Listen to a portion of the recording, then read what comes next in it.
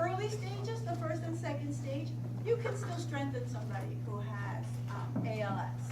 Okay. Years ago, they used to say, no, no, no, the fatigue is too much, you're going to kill more muscle than you're going to help them with. But they found that that wasn't true. All right, so early on, you can still aid in having them get stronger, especially in the first stage and the second stage to a degree. Once you start to get to the third stage, your focus is going to be more on starting to maintain the length and flexibility of muscles, what strength they have. In general, you've gone from somebody who may have been 3+ to maybe 2+ now. Okay, so I know you guys don't know minuses. We did minuses when I went to school. But, and anyway, so somebody who's got less than 3+ strength, you can't really strengthen. So at that point, you're starting to do active assistive types of activities with them, stretching, mobility skills, in terms of ADLs. Okay, so, and you're going to move down the pike with the person. This person is going to be seen by you in terms of rehab and reverse. Okay, so they're not going to go from a walker to a cane to nothing or whatever. It's probably they're going to go from a cane to a walker to a wheelchair to a power chair to a tilt and space chair with all kinds of equipment, and then on to the horrible ventilator or peg tube in the belly until the end. Okay, so there is a marvelous little film on that slide that's given to you by the ALS Society. I actually have the link too. If we have time in one of our ADL classes, I'm going to show it to you because it shows all of the equipment at one point or another that someone will need as they move down, and it will give me an opportunity to explain to you why that equipment is indicated. So I think I'll show you that down the pike. But do you guys have any questions about ALS? No, you haven't had really any time. Okay, so just on, it's just like one of those horrible things that's out there.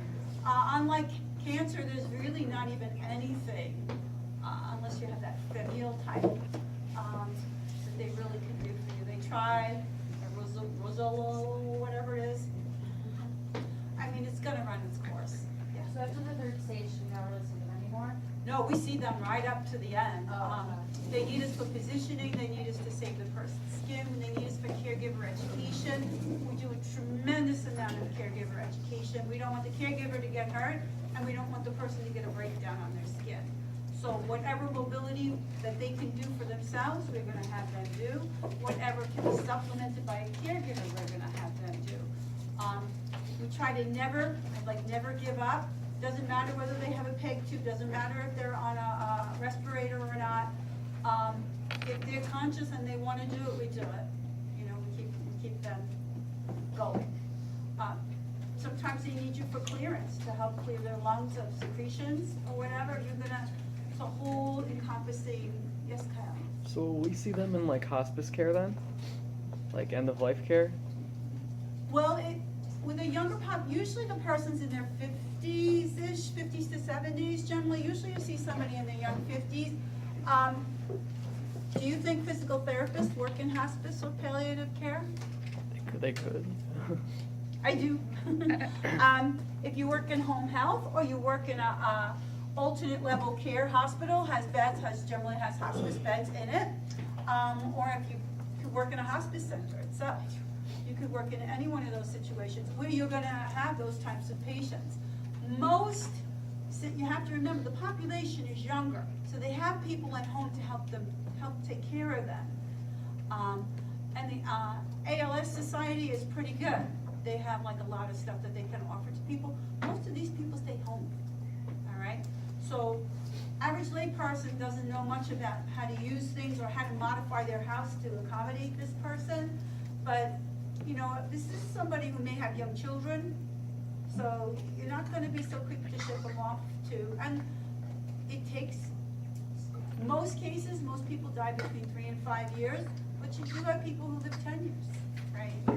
So just knowing that, hospice is good for 6 months, so you can make that, you can see that what the difference is, yeah. So the progression of like the stages that they're in, is that just kind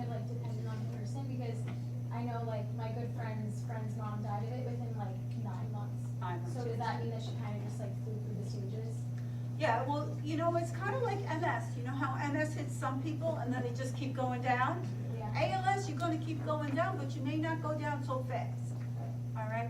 Or it has a lot to do with your genetics, what kind of strength you were in the first place, how, you know what it is too? I go into a house, the patient has ALS, they had symptoms for 2 years before they were actually diagnosed. Yeah.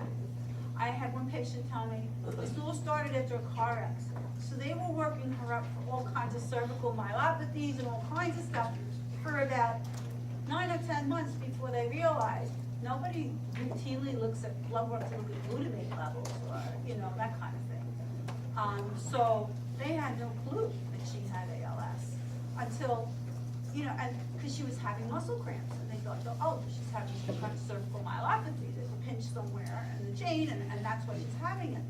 But, you know, I looked at her hands and I saw she had like atrophy in the web space. And I saw that, you know, she was showing me, look at this, look at this, look at this. The muscles are jumping all over the place.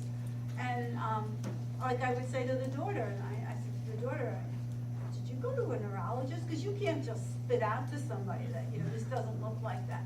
She said, and the daughter said to me, we're in the midst of a big workout. My mother just doesn't get it, kind of thing. So it turned out she did have ALS. I mean, she, even in the end, she never gave up. She had a chiropractor coming to the house doing chelation therapy with her. You put your feet in a bucket and it sucks the heavy metals out of your circulation, supposedly. So, huh? Huh? Yeah, it is good. Yeah. I don't know what they put, I don't know, they put something in the bucket. I don't know what it was. She's trying everything. She was just, you know, willing to try anything. She was fighting, she was young. She had just retired like 2 months before that. And so she had, like, she thought that now she was gonna have her life.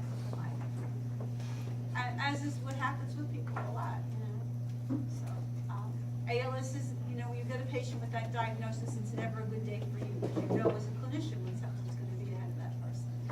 But as a good clinician, you go in there and you do everything you can to help them with where they're at that moment so that they can be the best they can.